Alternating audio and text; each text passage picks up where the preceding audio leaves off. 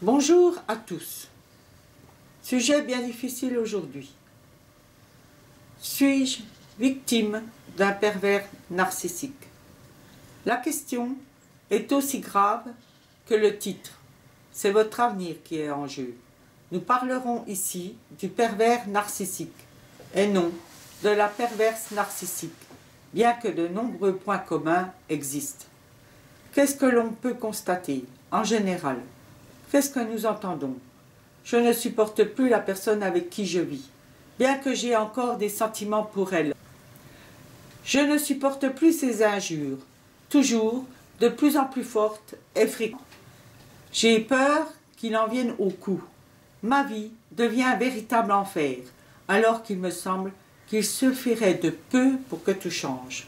Pourtant, quand je l'ai connu, c'était un gars formidable, toujours présent à mes appels, toujours très gentil. Il était le seul à savoir m'écouter. Il me comprenait, très avenant. Il me comblait d'encouragement, de félicitations. En plus, il était tout ce que j'aurais voulu d'un père, le parfait confident. J'avais l'impression qu'il me respectait énormément, le type idéal. Tant et si bien que j'en suis tombée amoureuse.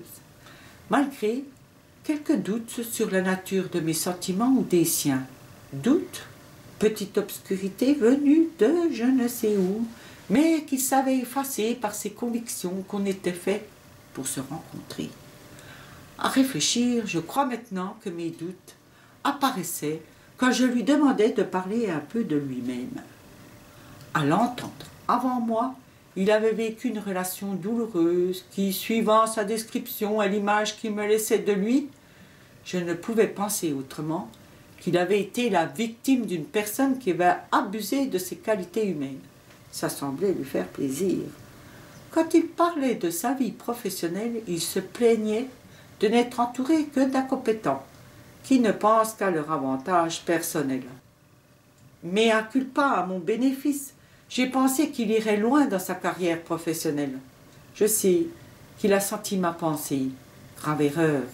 À sa réaction, j'ai compris qu'il commençait à se donner tous les droits sur moi. Tant qu'on en était au stade de la fréquentation, tout semblait presque parfait. Je dis bien presque, mis à part quelques petits signes de jalousie ici et là.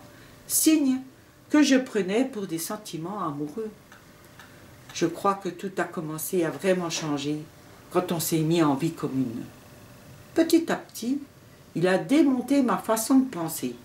Il m'a imposé les siennes, avec toutes ses convictions.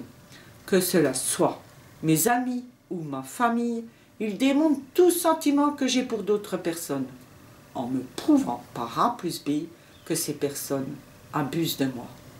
Il est tellement convaincant que je ne sais plus quoi penser. Me voir heureuse dans le peu qui me reste lui devient suspect. Quand je lui résiste, pour ne pas devenir folle, il rentre dans des colères pas possibles. Au début, j'étais une conne, une salope, une garce, une putain, une truie, et j'en passe. Il a tellement usé de ce que le vocabulaire lui permet qu'il en vient à me montrer son poing. J'ai de plus en plus peur. Tellement peur que je fais tout pour éviter ses colères. J'y perds toute ma personnalité. Je n'ai plus confiance en moi. Il me met le cerveau à l'envers. Je deviens sa serpillière sur laquelle il vient s'essuyer les pieds. Il doit bien me rester un peu de conscience, car j'arrive dans un coin de ce qui me reste de cerveau à l'appeler machin. Quand je constate que machin ne se calme que quand il me voit complètement effondré. Il y a des fois où j'ai envie de mourir, surtout quand nous rencontrons la famille ou d'anciens amis.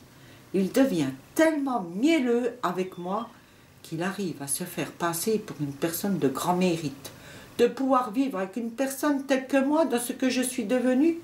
Une grande dépressive, difficile à vivre, jamais satisfaite. Ils sont loin de se douter qu'il en est la cause. C'est un manipulateur hors pair. Et je sombre. Machin est tout ce qui me reste de lucidité. Je le perds chaque fois que je tente de résister à mon empathie, qui réapparaît quand je crois avoir repris confiance en moi, quand je le quitte, et qu'il m'appelle en pleurant, et là, il veut se suicider. Et là, de nouveau, je craque. Dans ces instants, j'ai en face de moi quelqu'un qui souffre énormément. Un véritable enfant. J'en oublie tout son comportement et chaque fois je me fais avoir. Je le laisse revenir et tout recommence à nouveau. Et encore, je ne parle pas de sexualité. Non contente d'y laisser ma tête, j'y ai laissé mon corps. Comme il dit, je suis coincée par les tabous. Je n'arrive pas à vivre mes fantasmes, vu que je ne trouve que très peu de fantasmes en moi. Il me les invente et j'y crois. C'est comme ça que je découvre de nouveaux plaisirs, jusque-là inconnus. Les plaisirs qui sont les siens. Cela ne serait pas grave s'il ne me traitait pas ensuite de véritable salope perverse. Le pire, c'est qu'il met ça sur la place publique. Il me grille sur tous les plans. Dans la vie quotidienne, machin ne sait rien foutre de ses 10 doigts. D'ailleurs, les travaux manuels, c'est pour les cons. Cela ne l'empêche pas de se lever dans le canapé et critiquer tout ce que je fais. Ce n'est jamais assez bien. Il trouve le détail qui anéantit tout le reste. Il est incapable d'une quelconque félicitation ni d'encouragement. Jusque-là, j'ai su lutter pour que machin ne me démonte pas dans ma carrière professionnelle, malgré tous les efforts qu'il y met. Combien de temps encore? Comment? Que je m'habille? Je suis une putain qui veut y arriver avec son cul. Il fait tout pour que je me fasse virer, jusqu'à tout faire pour que chaque matin j'arrive en retard au travail. C'est infernal. Le pire du pire, c'est qu'il est presque arrivé à me faire croire que sans lui, je ne suis plus rien. Nul doute, vous vivez avec ce qu'on appelle un pervers narcissique. Si c'est dommage de ne pas vous en être aperçu plus tôt, rien n'est encore perdu. Il n'est jamais trop tard pour bien faire. D'autres y ont laissé leur vie. C'est très grave. N'attendez plus de lui une quelconque empathie. Il n'en a pas. N'attendez pas qu'il se mette un instant à votre place dans ce que vous subissez. N'attendez pas qu'il puisse avoir conscience du mal qu'il vous fait. Il n'en est pas capable. C'est une réalité qu'il vous faut accepter. Il faut en prendre conscience avant de sombrer dans une grave dépression qui peut amener au suicide.